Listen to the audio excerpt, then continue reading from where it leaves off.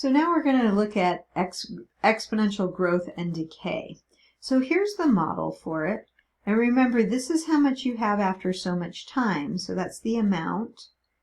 And then this is the initial amount, how much you started with. E, we know what an E is. K is the constant. A lot of times they don't give it necessarily as a percentage rate. They'll just say it's a constant. And they'll give you the actual number for it. And there are different reasons for that, but in science, a lot of times that's what happens. T represents time in years. Okay, now I want to talk about the K though. If K is greater than 0, then you're looking at a growth model. If K is less than 0, then it's a decay model. Okay, so we're going to have two examples, this video and then the next video.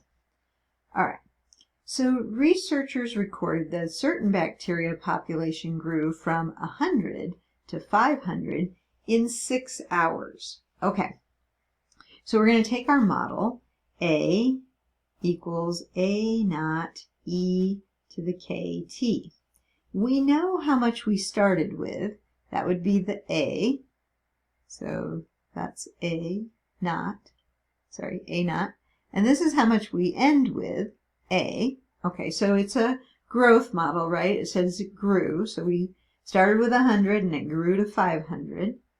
And then we don't know what K is. But we know it took 6 hours. So the 6 hours is the time. Now that's not in years. It's just an amount of time. Okay, so we plug this all in. 500 is how much we're ending up with. 100 is what we started with. E to the K, K we don't know, and T is 6. All right, so I'm going to divide both sides by 100. So whenever we have that coefficient in front of E, we want to divide by that number. I'm going to switch my 6 and K around so it'll look like that. And then I want to think about the natural log, right? So the natural log of 5 equals the natural log of E to the 6K. So it's like you're taking the natural log of both sides. Then on the left you have the natural log of 5, that's some value. And then on the right, remember it just equals the exponent, so 6K. So I'm going to divide both sides by 6, and what I'm going to get is a constant. Now, let's see. Natural log of 5, don't forget to close that parenthesis, divided by 6. And I get it's approximately 0.268, and then it keeps going. Now, I don't want to round that off. I can keep it in my calculator. My calculator can remember it, or I can just remember to use the exact answer. Okay, they don't want to know what K is. It says at this rate of growth. So, with K, I'm going to rewrite my formula then. So my K now is the natural log of 5 divided by 6, T. How many bacteria will there be 24 hours from the start of the experiment? Okay, so I forgot to put in the A naught. We know that. So it's 100 E to the natural log 5 over 6 times 24 hours. Okay, so times 24 hours. All of that up there in the exponent like that. So they give us the time, and so they're saying, now we want you to figure out how many bacteria there are going to be if 24 hours go by from the start. Okay, that's why we can use the 100.